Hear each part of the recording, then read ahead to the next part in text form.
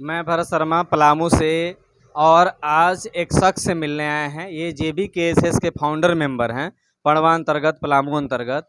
और इन्होंने कुछ समय व्यतीत किए हैं जयराम मेहता के साथ। जयराम मेहता हाल ही में यहाँ पलामू के पावन धरती पर पहुँचे थे।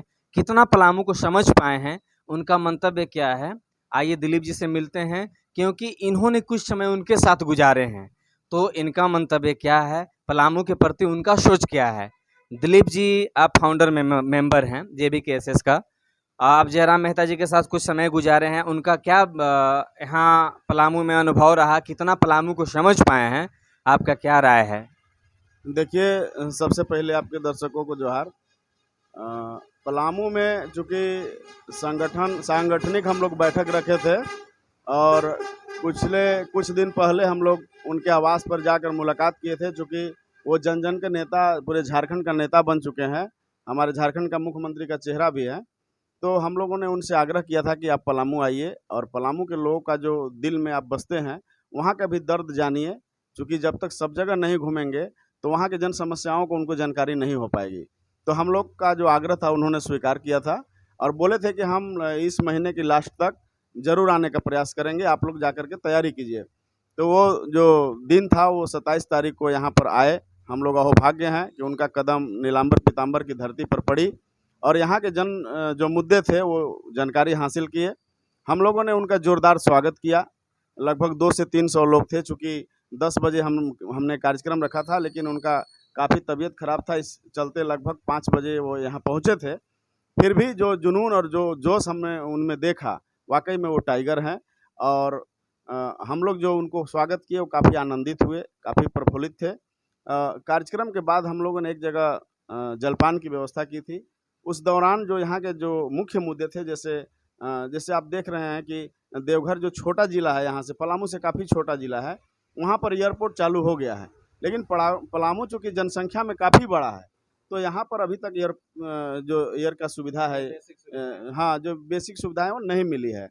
और उसके साथ जो अस्पताल की दयनीय स्थिति है, हम लोग जाते हैं तो एकदम गंदगी का अंबार लगा रहता है, उसके बारे में भी बताएं। तो जैसे आप हमारे यहाँ देख लीजिए, पणवरझरा कोलवरी है, लाखों गैलन लीटर जो है डेली पानी बह रहा है, उसके बारे में भी हम लोग बताएं कि कम से कम देहात जो गांव है, चूँकि CCL सेंट्रल कोलफील्ड लिमिटेड है, तो वो गांव को पानी दे सकती है, छोटा मोटा कंपनी नहीं है, वो सरकारी कंपनी है। उसके बारे में भी हम लोग बताएं कि लाखों गैलन लीटर जो पानी नदी में बह रही है, उसको हम लोग पड़वा, पाटन और प्रखंड में अगर हम लोग चाहें तो उसको पहुंचा करके यहाँ के लोगों को सुविधा दे सकते हैं। इसके बाद हम लोग रात्रि विश्राम, जो उनका भवनाथपुर में कार्यक्रम तय था, तो 11 बजे लगभग भवनाथपुर के धरती पर वो पहुँचे। और पलामू से भी ज़्यादा हम देखे कि भवनाथपुर की धरती, वहाँ भी लोग 11 बजे रात तक खड़े रहे उनके स्वागत में। वहाँ भी काफ़ी अच्छा स्वागत हुआ। रात्रि विश्राम हम लोग भवनाथपुर में किए और उनका जो शेड्यूल था, सुबह कर्पूरी चौक पर माल्यार्पण करने के बाद घाघरा एक माइंस है, जो कि घाघरा माइंस पूरे एशिया में सबसे बड़ा माइंस माना जाता था, अभी बंद हो गया है। जैसे हमारा जपला सीमेंट फैक्ट्री बंद हो गई है, इसी तरह घाघरा माइंस बहुत बड़ी है। हम लोगों ने पूरा निरीक्षण किया उनके साथ, कदम से कदम मिलाकर, और पूरा घूमे। इसके बाद वहाँ पर एक बहुत बड़ा गुफा है, शिव पहाड़ी गुफा, उसमें हम लोग लगभग 200 फीट ऊपर चढ़ करके नीचे गुफा में भी हो गए, दर्शन किए, वहाँ पर पूजा पाठ किए। इसके बाद एक और जगह था, कोई जगह हमको नाम याद नहीं आ रही है, वहाँ पर सभा किए। इसके बाद भवनाथपुर में लाकर सांगठनिक बैठक किए और उनका सांगठनिक बैठक के बाद उसके बाद उनका कार्यक्रम हुसैनाबाद में था।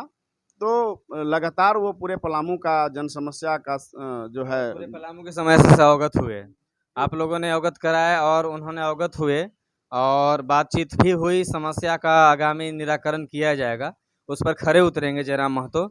आपसे एक और सवाल है कि यहाँ पलामू और कोयलांचल में काफ़ी राजनीतिक कड़ी में विविधता है। हमारा सवाल दिलीप जी आपसे यह होगा कि यहाँ पलामू के धरती पर अपना कदम कैसे जमा पाएंगे और राजनीति का खंभा कैसे गाड़ पाएंगे, आपको क्या लगता है, संक्षेप में बताएं। चूँकि संगठन अभी यहाँ शुरुआती दौर पर है, हम लोग पलामू जिला को लीड कर रहे हैं, तो लगभग 12 से 13 प्रखंड में हम लोग ने संगठन खड़ा किया है।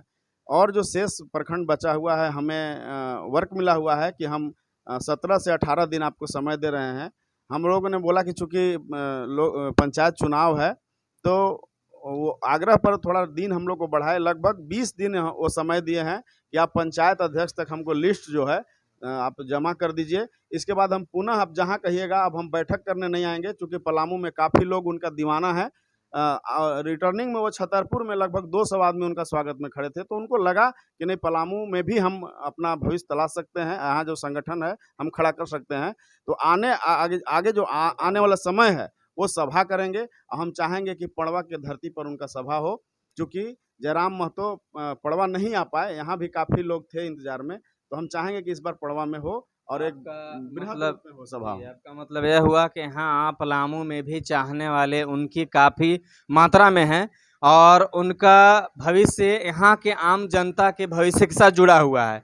यहाँ के मूलभूत समस्या, पेयजल संकट हो, शिक्षा का मामला हो या रोजगार का मामला हो, हर चीज़ से भी अवगत हुए और अवगत होते हुए यहाँ पर आम लोगों से बातचीत की और यहाँ पर उनका चाहने वाले की संख्या कम नहीं है, बहुत असंख्य है। और वैकल्पिक जो है कि उनका एक ऑप्शन भी है, यहाँ पर चाहने वाला का कमी नहीं है। तो दिलीप जी, आखिरी आपसे यह सवाल होगा कि आप लोगों का सहयोग कितना है उनके साथ? पूरी सहयोग है और वो हम लोग से जाते जाते बोले कि हम यहाँ के जो स्वागत हुआ उसका ऋणी है, हम बहुत जल्द आएंगे, आप लोग इसी तरह संगठन को आगे बढ़ाइए। मेन उनका फोकस इस बार बैठक में संगठन को खड़ा करना था। लगभग पलामू और गढ़वा में संगठन खड़ा हो गया है और उसके पहले चतरा, हजारीबाग, बोकारो, धनबाद तो उनका संगठन है ही। मेन फोकस उनको पलामू और गढ़वा था, इसलिए वो दोनों जगह आए और लगभग संगठन को खड़ा करके चले गए हैं। बाकी हम लोग का काम है, हम लोग आने वाला समय में आप देखिएगा कि संगठन चूँकि बहुत जल्द विधानसभा चुनाव है, हम लोग जितना जल्द होगा संगठन हम लोग खड़ा करेंगे। बहुत बहुत धन्यवाद दिलीप जी आपका।